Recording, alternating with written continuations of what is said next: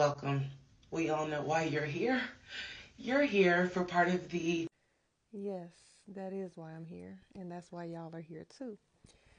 Um, 50-part series, and each video that I've seen so far is 10 minutes. So that's like 500 minutes worth of content that we have to consume to get the full story.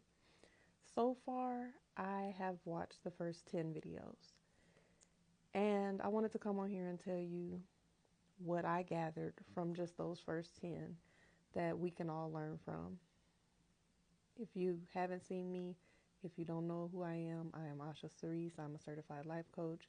I help women and young girls gain confidence and clarity and get on their journey to self-love, self-discovery, and healing.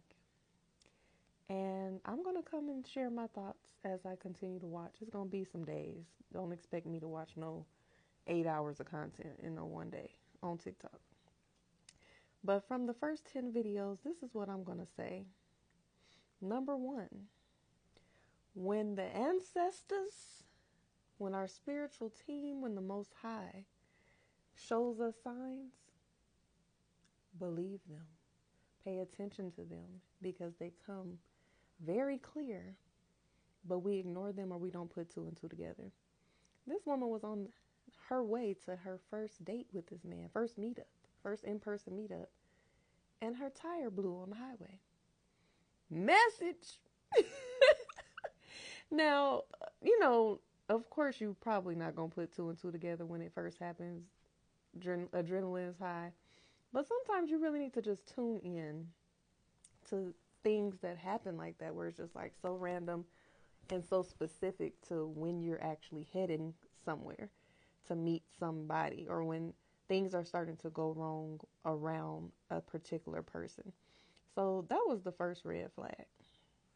There are several red flags. I'm just going to pull out a few things from these first 10 videos.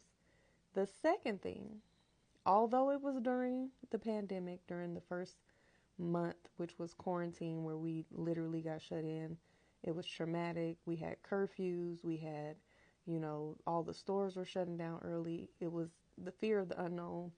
All of that was included in her particular situation. But, I know people can fall in love quickly. Things can seem right. The vibe can be right.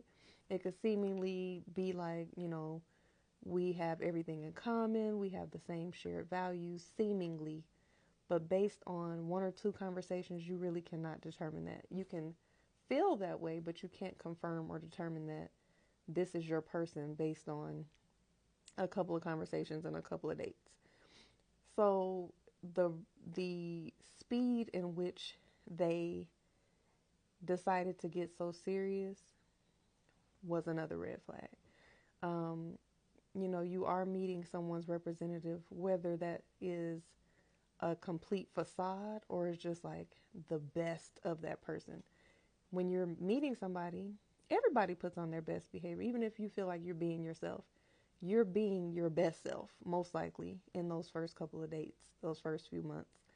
So she didn't give herself a chance to fully get to know this person before she committed to a serious relationship, especially quarantining together, moving in together, essentially. Another thing, this person has shared with you that they lost both of their parents. They have all these stories about, their family being in other cities and other states. I firmly believe that when you get with someone, you need to know their people. You need references and not like job references where somebody's giving you, you call somebody up and they tell you about them. You need firsthand account of who these people are outside of you, who they've been in their past, what their track record is. And you might not be able to get 100% truth out of somebody by asking them, but just how do they interact with these other people? Who are your people? Who are your tribe? Who knows you? I need to meet somebody before I commit to you. I need to see who your close circle is, and I need to know where you come from. You got some relatives. Before we get that serious, I need to meet somebody. I need to talk to somebody. I need to spend some time with somebody. I need to, let's go out together. Let's get to know each other as this new village. If I'm joining your family, I need to know who this family is. Just falling in love with somebody and the only person you have to go off of who they are is them. It's just not enough. You need to know where these people coming from. So that was another thing that she did that I would not recommend other people do. All of the shenanigans when it came to purchasing the home with I put the earnest money up, I put it under contract, all of this stuff. If things seem too good to be true, most likely they are. So if the math isn't mathing, and I like that she talked us through what she was battling in her mind about, because that's important, especially single women, when we are getting into a relationship and we haven't been with someone in a while, or maybe you've been in toxic relationships and you finally meet someone that's just seemingly the total opposite. The things that she was battling with, that is most likely the thoughts that are going to come up for you as well. Like, am I self-sabotaging?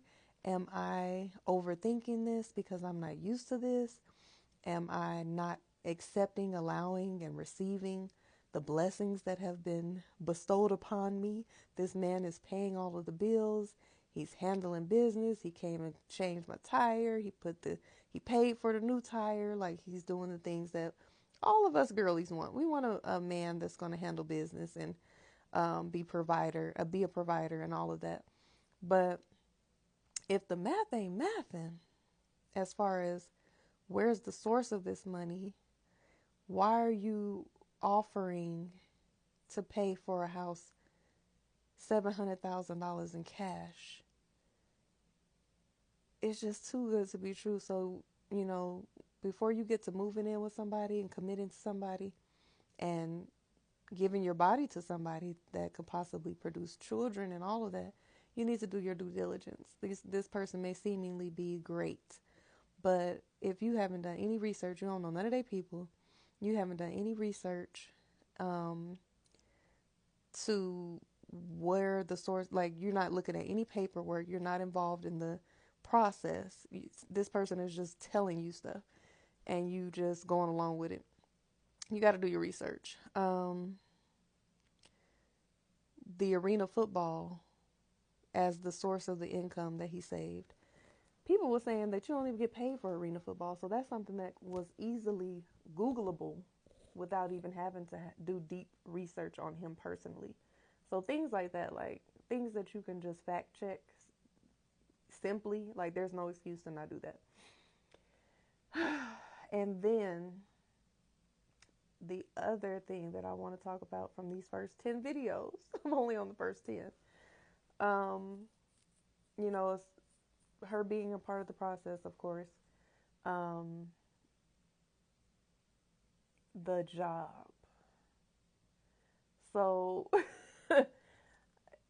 it's just so much to unpack, y'all. It's so much to unpack, but the job that he was claiming that he was going to every day, she was saying that he was dressed a certain way that didn't really even match the type of position he had. If you're a VP or whatever he was supposed to be, but you're dressed like a warehouse worker because you're saying you have to do walkthroughs, just pay attention to, like, it was multiple little things that she questioned. And that's the thing, like, listen to that inner voice. She started doing the audio diaries. That was her inner voice trying to tell her, like, girl, something ain't right. Like, let's figure this out. So doing your research, paying attention, following your heart and your spirit, your intuition. Your intuition is never going to fail you.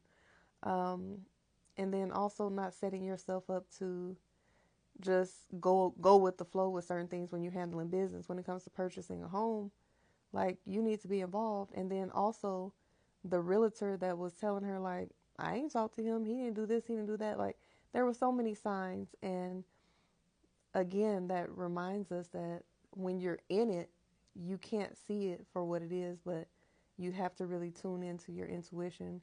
Make sure your third eye is open. Pay attention to those subtle signs. Do your research. Don't go so fast, and don't let nobody play in your face.